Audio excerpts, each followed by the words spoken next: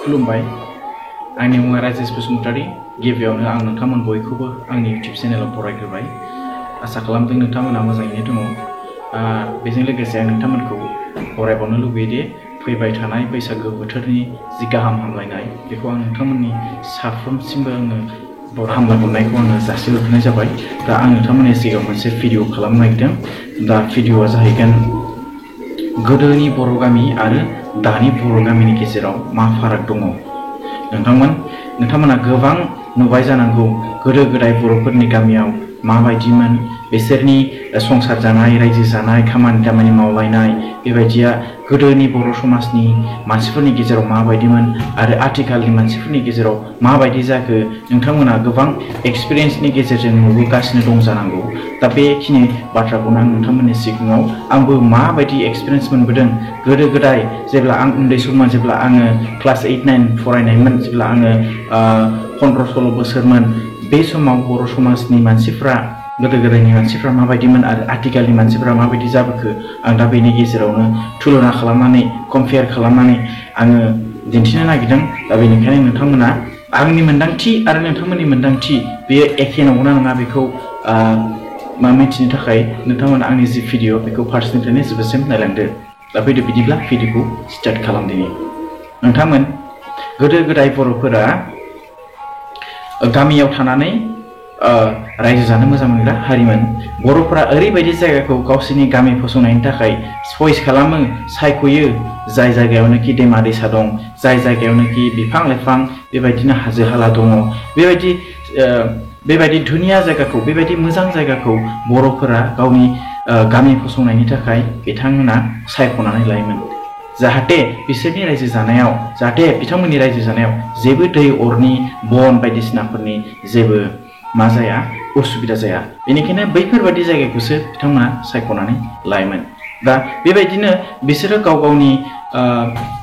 जायगा सायख'ना लाखांनायनि उनाव गाव गावनि न'खर गाव गावनि न' बांफोरखौ बिसोरो लुनानै थायोमोन बेबायदिनो ज' न' बां लुलायो बेबायदिनो नोंनि खामानि आंनि खामानि गोदोनि मानसिफोरा ज' मावलायो जेरै दिनै आंनियाव न' लुदोंब्ला माखासे माने गामिनि मानसिफोरखौ ज' लेंगोन ज' लेंनानै माने खामानि मावलायगोन जाय ज' खामानि मावलायनायखौ गोदोनि दिनाव सावरि लेंनाय होननानै बुंनाय जायोमोन दा बेबायदि सावरि लेंलायनानै गोदोनि बर' मानसिफोरा गाव गावनि मावनो हाख'यै न'खरनि मावनो हाख'यै माखासे खामानिफोरखौ बिथांमोना मावलायनानै लायोमोन दा गासैबो खामानि मावखांनायनि उनाव बे न'खरा बे खामानि मावग्राफोरनि थाखाय जेबो रां रुफा हरनो गोनांथि गैयामोन मात्र मोनसे पार्टि होयोमोन जे जौ जुमाय बेदर बेबायदिनो माखासे एवनानै खामानि दामानि मावखांनायनि उनाव खाना जाहोनाय सिस्टेमाव बे खामानिफोरखौ मावहोनाय जायोमोन दा बेबायदि खामानि मावहोनायफोरखौ सावरि मावहोनाय एबा सावरि खामानि मावहोनाय होननानै बुंनाय जायोमोन थिग बेबायदिनो आंबो गुबुनखौ लेंबोगोन आरो आंबो गुबुना लेङोबाथाय आंबो बै जाय मानसिया आंखौ लेंदों आंबो बिनियाव थांनानै माने खामानिखौ मावहैनो गोनां जायोमोन बेबायदिनो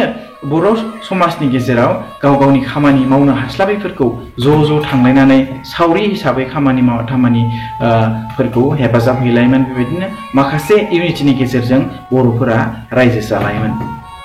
दा बेनि अनगायैबो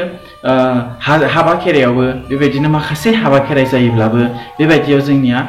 नोंनिबा आंनिबा ज' फैलायनानै खामानिफोरखौ ज' हेफाजाब होलायोमोन आरो दा बे जाहैबाय गोदोनि बर'फोरनि जि रायजोफोरनि बा समाजनि मोनसे रायजो जानायनि गाव गावनि गेजेराव गोरोबलायनायनि गेजेरजों माबायदि खामानि दामानि बिसोरो मावलायनानै थायोमोन बेनि सोमोन्दै आं नोंथांमोननि सिगाङाव बुंबाय नोंथांमोना जानो हागौ नोंथांमोनाबो मिथिगौ गोदो गोदाय बेबायदि मारमोन दा आंनि साननायजों नोंथांमोननि साननायजों एखे जागोन ना जायाखै नोंथांमोना रुजुनानै नायदो बेयो खिन्थु हसा खोथा एबा अरायथार बाथ्रा बियो आं जि बाथ्राखौ बुंदों अरायथार बाथ्रा नाथाय आथिखालनि समाजनि सोमोन्दै फैदो दानिया एसे सावरायदिनि आथिखालाव समाजा ओरैबायदि स्पिडजों खारदों आथिखालनि मानसिफोरा ओरैबायदि स्पिड जाबाय जायफोरा गाव गावनि खामानि दामानिखौ मावनायनि अनगायै गाव गावनि खामानि दामानि मावनायखौ गारनानै गुबुननिखौ मावनो थाखाय एक सेकेन्डबो बिसोरनियाव टाइम गैलिया बयबो गाव गावनि नांनायखौ सुफुंनो थाखाय गाव गाव खामानि मावो आथिखालनि सुबुंफोरा गुबुना खैफोदाव गोग्लैदोंबाबो दसे सम नायहैनो थाखाय बिथांमोननियाव सम गैलिया ओरैबायदि बेस्थ जाबाय ओरैबायदि गाव गावनिखौल' सानग्रा जाबाय सेल्फिश जाबाय बेबायदि समाव सोरबा दुखु आफोदाव गोग्लैनानै दङब्लाबो रावबो रावनिखौबो नायनानै हेफाजाब होनांगौनि जेबो सम गैला अब्ला बेबायदि समाव आथिखालनि मानसिफोरा बै गोदोनि बायदि बोरै जानो हालायखो जेरावनोखि गोदोनि मानसिफोरा खामानि दामानिफोरखौ बिसोरो गावजों गाव मावलायनायनि गेजेरजों हेफाजाब होलायोमोन दा आथिखालाव बेबायदि खामानि दामानि मावलायनानै हेफाजाब होलायनो एसेबो समान गैला दानि जुगाव गासैबो सोरबा खामानि मावहोदोंबा फैसासो हरनांगोन सोरबा खामानि मावहोदोंबा रांसो हरनांगोन जेराव फैसा होगोनब्लाबो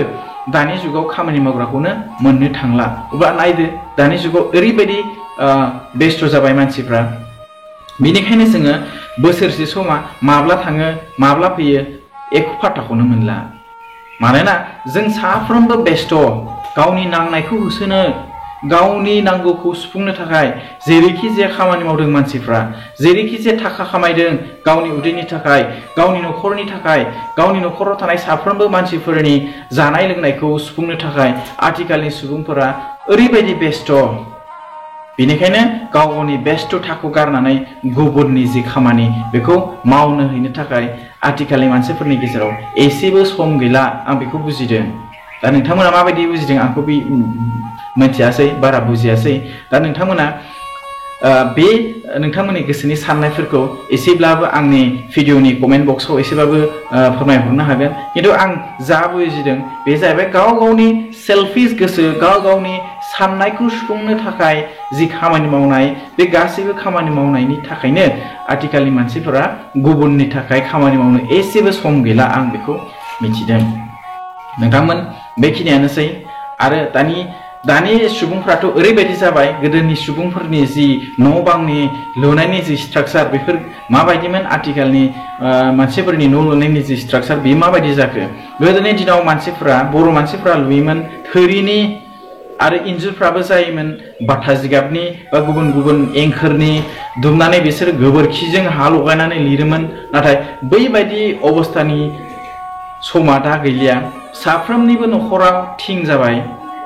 गोदोनि दिनाव थोरिजों लुयोमोन नाथाय आथिखालाव साफ्रोमनिबो न'खराव मा जाखो थिंनि जाजोब्बाय साफ्रोमनिबो न'खराव थिंनि जाहैबाय गोदो गोदाय जाय न'खरा थिं न' दंमोन बिथांमोनखौ जोबोद माहाजोन होननानै हमनाय जायोमोन नाथाय आथिखालाव साफ्रोमबो मा जाजोबखो थिं न' गोनां जाजोब्बाय रावबो सुबुङानो थोरिनि न' गोनां गैलिया होननानै जोङो बुंनो हासिगौ अब्ला जों रुजुना नायदो गोदोनि सम आरो दानि सम जोबोद फाराग जाबाय बेखौ नुनानै जोङो बुजिनो मोनोदि जोङो जोबोद डेभेलप जाबाय नाथाय बिदि होननानै डेभेलपनिफ्राय जों आरो डेभेलप जाबावनांगौ बेखौ